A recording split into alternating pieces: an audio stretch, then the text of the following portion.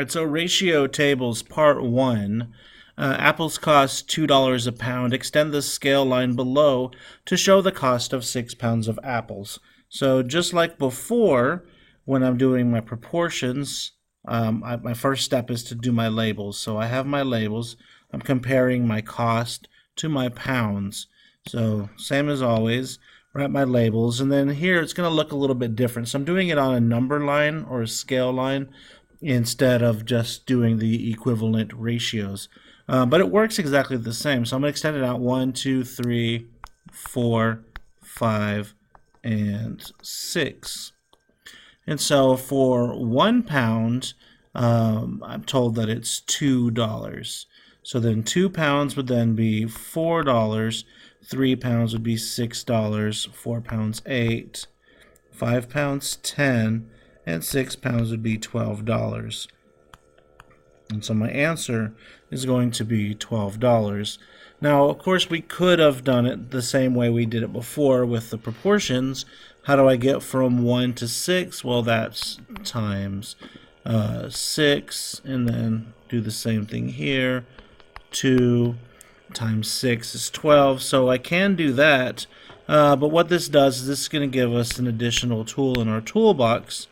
And so that way, if for some reason proportions kind of makes you nervous, or you're just not a huge fan of it, or you're having some problems, this is going to give you another way to solve it.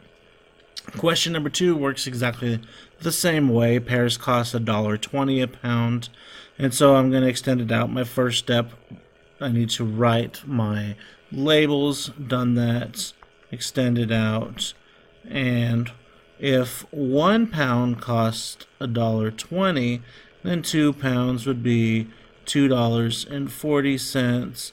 3 pounds would then be $3.60. $4.80. $6, and then $7.20. Again, we could do that with proportions. How did I get from 1 to 6? Times 6. 1 2/10 times 6 is 7 2/10, so that gives me $7.20. But again, this is going to give you an additional tool, and we'll see also how it becomes beneficial as well here on the next couple of questions. So question 3 says use the scale line in problems 1 and 2 to show how much a half pound of each fruit costs. Well, half pound would be here for apples, half pound for pears. So half pound. Well, if a half pound of apples, or full pound of apples, costs $1, then a half pound, or I'm sorry, if a full pound of apples costs $2, then a half pound is going to cost $1. And then on pears, if a full pound of pears costs $1.20, then a half pound of pears is going to be 60 cents. So again, we could use our proportions, equivalent ratios to find that, but this just allows us to find it another way. Question number 4, the scale line in problem 2 shows how many, or use the scale line in problem 2 to show how many pounds of pears you can buy for $5.40. So not only can I find certain points at the pounds, but I can also find certain points at the dollar. So $5.40 is right here, and I know that this interval here is 60 cents because we've already talked, well, $1.20, but the half interval is 60 cents because we talked about that being 60 cents. So 60 cents above 480 is 5.40, or 60 cents less than $6 is 5.40. So I know my 5.40 is right in the middle. And so if it's right in the middle, then right in the middle of 4 and 5 would be 4.5, or 4 5/10. So I can buy 4.5 pounds of pears for $5.40. Question number 5, use the ratio table to calculate the number of pounds of pears you can buy for $30. So it's very similar to using that number line or that scale line, but now we're just going to put it together in a ratio table. And so ratio tables is kind of the focus of this assignment. There is part 1, part 2, part 3, and part 4. So this video is going to cover parts 1 and 2. And so ratio tables. I'm trying to get to 30. When I get to $30, however many pounds that is what I'm looking for. Now what I do know, so again I have my labels, my dollars and my pounds. So I have labels, and I know that at 1 pound I have it's going to cost me $1.20. So I do have my ratio there set up, or my rate set up there. And I need to get to 30. Well, I don't know a good relationship to get from $1 to, or $1.20 to 1, or $1.20 to 30. So I can't get there directly either way. But what I can do is I can go to some other number first. And so what we have here is I'm going from $1.20 to 12. And so how did I do that? Well, I multiply by 10. So if I multiply 1 times 10, that's going to give me 10. Now I still can't go from 12 to 30, but I have a couple of options. If I don't recognize any common factors of 12 and 30, I can still kind of jump around and see what I can come up with. And so some students will just kind of do that until they find something, which is fine. And we'll do that first, and then I'll show you a different way. So 12, I can get to 24 by multiplying by 2. So 10 times 2 is going to give me 20. Oh, 24. I can go down to 6 and then back up to 30. So 24 divided by 4 will give me 6. 20 divided by 4 will give me 5. And then now I'm just going to multiply by 5. So 6 times 5 is 30. 5 times 5 is 25. And so my answer is going to be 25 pounds. Now, you may have noticed, or some of you may have noticed, that I don't need to jump that far. And so once I'm here at this 12, I know that I have a common factor of 6 between 12 and 30.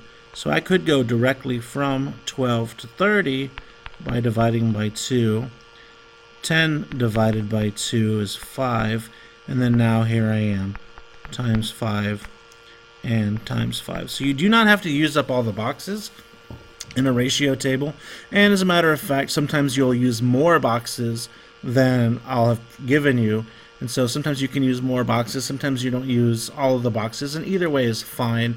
It just depends on which pattern you see, or which one, however you see it. So different students may take fewer or more steps depending on those common factors that they notice.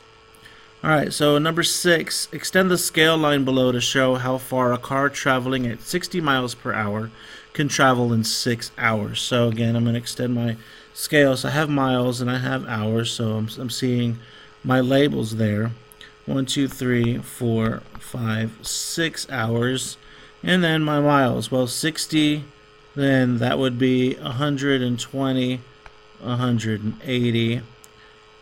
240, 300, and 360. So at 6 hours, I will have gone 360 miles. And of course, if you prefer doing it the other way as we did before, how do I get from 1 to 6 times 6? 60 times 6, 360. And that works as well. So again, this is just giving you another tool, but it does work. Question number 7, use the line in problem 6 to determine how far a car traveling at 60 miles per hour can travel in 3.5 hours. So this kind of comes in handy here, because now at 3.5 hours, what is my number here? Well, this interval here is 60, so half of 60 is 30. So 180 plus 30, or 240 minus 30, is going to give me 210. So at 3.5 hours, I will have gone 210 miles. Question number 8, use the line in problem 6 to determine how long it will take a car traveling at 60 miles per hour to go 150 miles. So I'm looking here. There's my 150 miles. It is right in the middle of 120 and 180. And so how many hours is that? Well, I'm just looking at the other side. That's halfway between 2 and 3, which will give me 2.5 hours. Question 9. Use the ratio table to calculate the time it would take to drive 270 miles at a speed of 60 miles per hour. So again, this is where I'm trying to get to. Once I know I'm at 270, whatever hours goes there is going to be my answer. And I'm not real sure how to get from 6 to 27 or 60 to 270, so I may have to go some other ways. I do have some options that are filled in here, but what I notice, and maybe you notice too, is I can go from 60 to 30 and then 30 to 270, right? Because I can go from 6 to 3 and then 3 to 27. So I'm going to do that just to show you you don't have to go to all of the boxes. Now you can. You can go to every single box if you want, and that's perfectly fine. But to get from 60 to 30, I'm going to divide by 2. 1 divided by 2 is a half. And now from 30 to 270, or from 3 to 27, is times 9. So half times 9, or half of 9, because remember, of means multiply, and multiply means of. So half of 9 is 4.5. So at 270 miles, I will have gone for 4.5 hours. And then the last one, number 10. Use the table to calculate the distance you would drive in 12 hours if you were traveling at a speed of 60 miles per hour. Well, this one's pretty easy because I know how to get directly from 1 to 12. So you could go all along if you wanted to and skip counts. But I'm just going to go directly from 1 to 12 is times 12. So 60 times 12, well, 6 times 12 is 72. And then I have my 0. And so that will give me 720 miles. All right, let's look at ratio tables part 2. And in class, I worked 2 of them for you, so I'll do 2 on the video, the same 2. So you don't get any freebies. You do need to do some work on your own. But question number 5, Jeff weighs 100 pounds on Earth. He found out that he would weigh 416 pounds on Jupiter. How much would Jeff weigh on Jupiter if he weighs 225 on Earth? And so I'm comparing weight on Earth to weight on Jupiter. My given information, 100 pounds on Earth is the same as 416 on Jupiter, or corresponds to. And I'm trying to get to 225. So if I'm trying to get to 225, let's see. I can't get directly to 225, and I don't know a direct relationship from 100 to 416, so I need to go to a different number. So a common factor of 100 and 225, 25. So I can divide by 4. 416 divided by 4. And then now, can I make $2.25 out of quarters? I can. It takes 9 quarters. So 25 times 9 will give me 225. And then whatever 104 times 9 is will give me my answer. So I'm not going to completely do it all for you, but got you most of the way there. And the last one that I will go over, question number 8. $4.50 in U.S. currency is equivalent to $6 Australian money. How much is $23 Australian in U.S. dollars? So I'm comparing U.S. dollars to Australian dollars. My given information, $4.50 U.S. is the same as $6 Australian, and I'm trying to get to $23 Australian. Again, I don't know how to get from 6 to 45. I don't know how to get from 6 to 23. And in fact, when I'm trying to think of common factors of 6 and 23, I realize 23 is a prime number. And so the only way to get to 23, my only factors are 1 and 23. So I need a denominator of 1 and 23 if this was a ratio written as a fraction, or an Australian currency of $1. And so I'm going to have to just take it down to my unit rate. So that's divided by 6. 4.5 divided by 6. Once I find that answer, I can take that, multiply by 23. and that will give me my answer. So I hope that this helped. If not, please ask me in class, and I'll be happy to go over more of it with you. Yeah, so we'll see you then.